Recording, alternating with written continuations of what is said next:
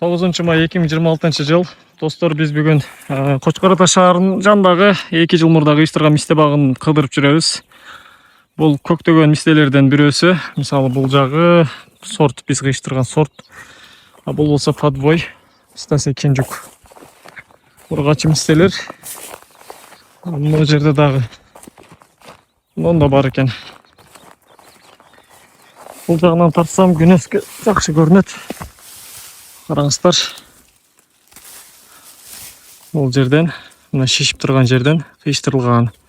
Ол тамыр подвой бөлүк болгон, уруктан чыккан.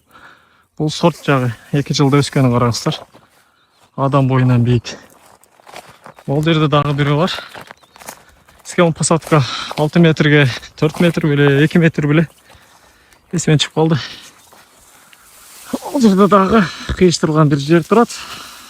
Тыбычыр менен подвой жак. Бул эко, сорт жак моолдагы, бул дагы сорт. Сорттордун жалбырагы чоң-чоң. Подвойдугу кичинекей. Достор, бүгүн ошол кыйыштырган мистелерибизди бир көрүп кетели деп келип калдык эле бул жактарга. Тегеректе тегилер мисте. Анан озадырлар тамчылатуулар системасы менен төшөлгөн. Чөбүн эми орушат экен. Буюрса булардын бардыгы эле кыйыштырылат. Эми азыр бир 10% кыйыштырылган деп коелу. 1000дей дарак бар. Ошодон бир 100гө жетпеген дарак кыйышылганда. Монда дагы бар экен. Бул бирок эркек мисте экен.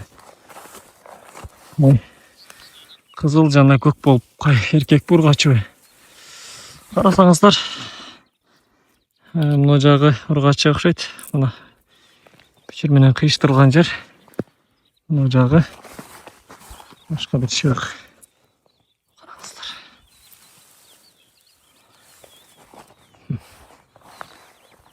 Адам боюндай өсүп калыптыр. Мына ушундай көрүнүш, достор.